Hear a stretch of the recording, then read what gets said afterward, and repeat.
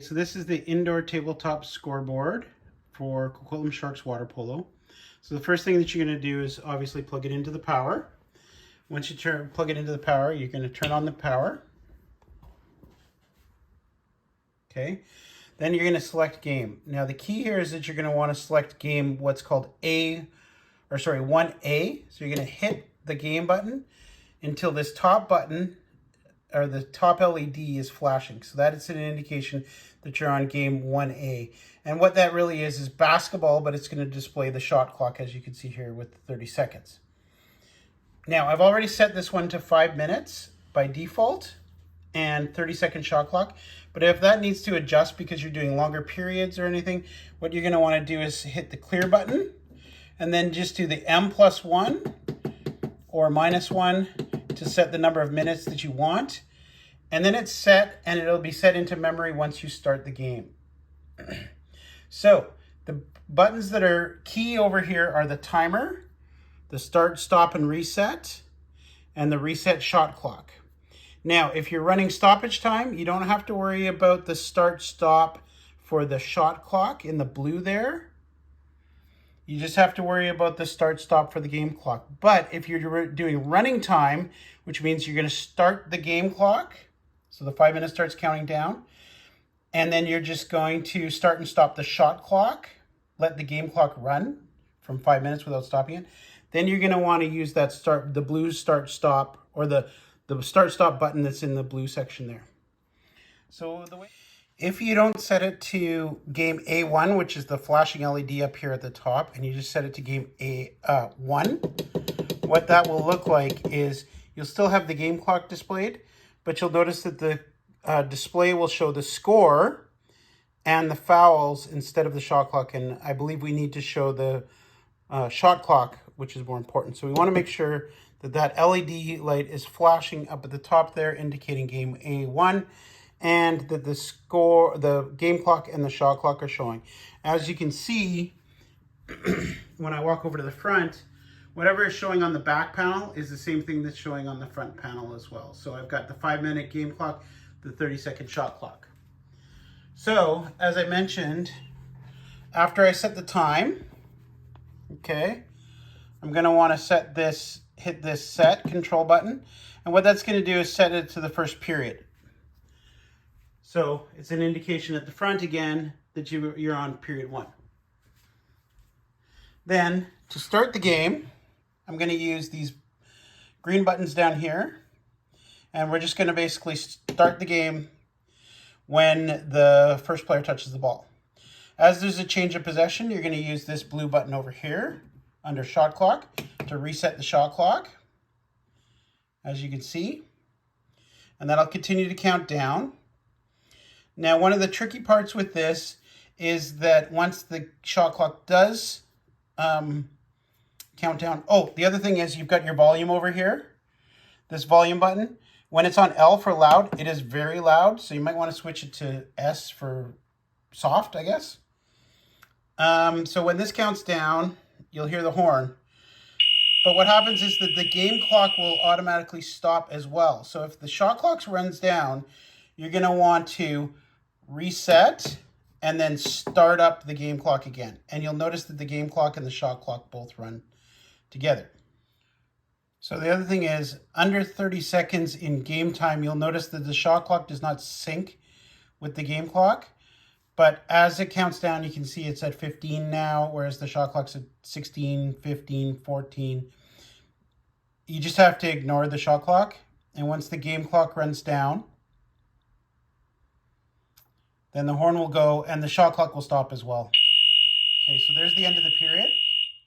So then what we're going to do to move to the next period is, first of all, we're going to hit the period button.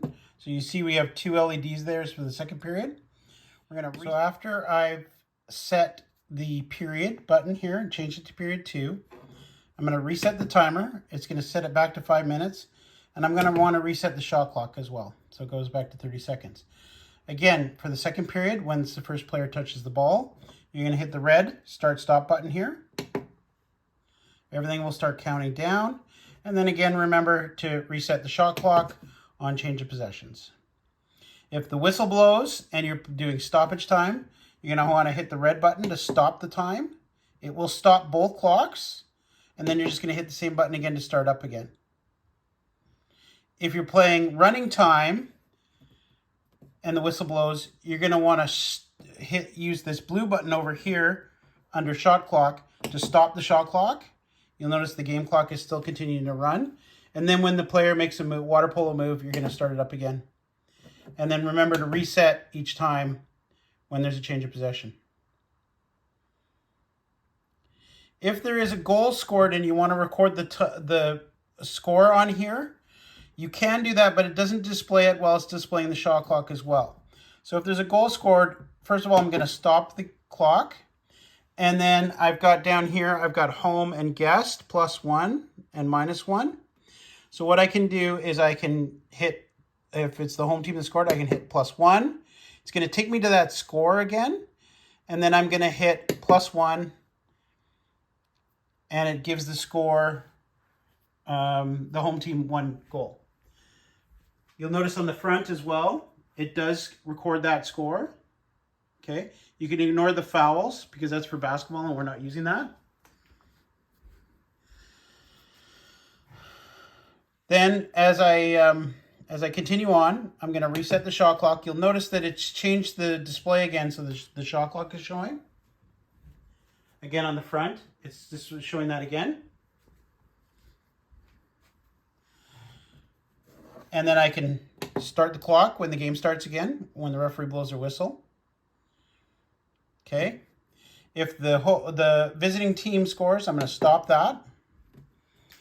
Okay. I'm going to go +1. Or I'll hit the score 1 time. So it displays the score for me here. And then I'll hit +1. And that's it. And you'll notice that then that score gets displayed on the front for home and guest.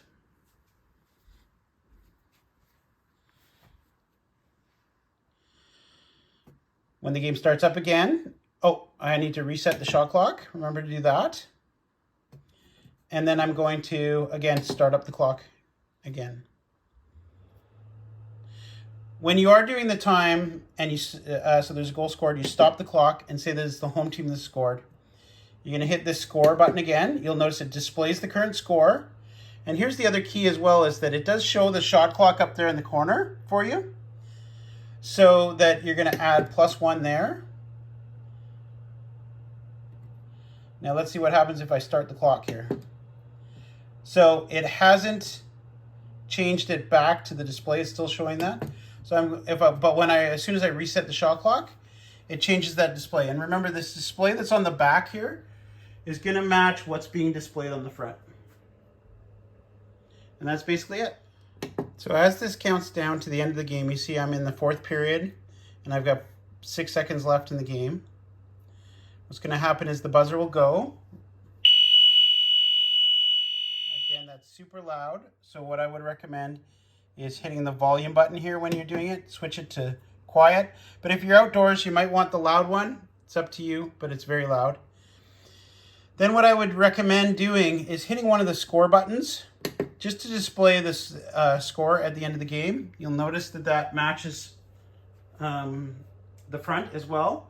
So everybody will see what the final score is.